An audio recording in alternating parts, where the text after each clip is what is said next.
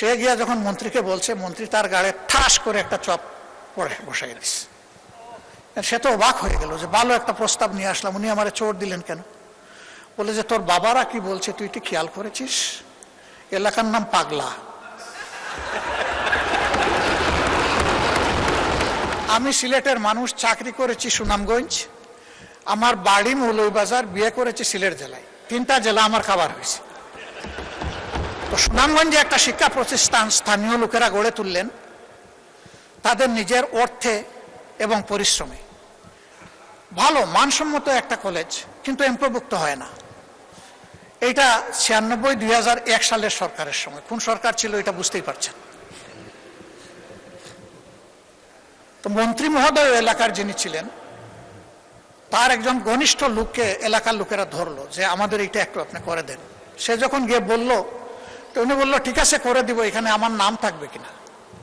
ওই যে তাদের সাথে আলাপ করে দেখে লিডার, আর সে আলাপ করছে, লোকেরা খুব মন খারাপ করছে যে সব কিছু আমরা করলাম, ওনার নামে এখন কলেজ দিয়ে দিব, এটা কোন ধরনের ইনসাফ।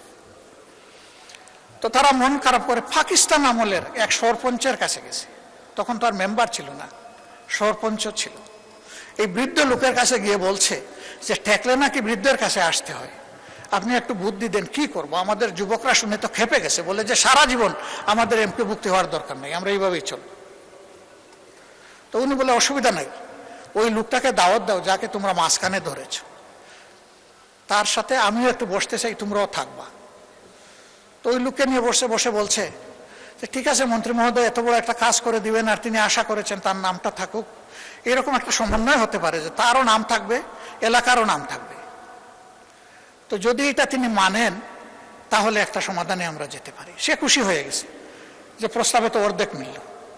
সে গিয়া যখন মন্ত্রীকে বলছে, মন্ত্রী তার গাড়ে ঠাস করে একটা চপ পড়ে বসাই দিচ্ছে। সে তো অবাক হয়ে গেল যে ভালো একটা প্রস্তাব নিয়ে আসলাম, উনি আমারে চোট দিলেন কেন? বলে যে তোর বাবারা কি বলছে তুই কি খেয়াল করেছিস? এলাকার নাম পাগলা। এখন যদি এলাকার নামের আগে আমার নাম হয় তাইলে অমুক পাগলা,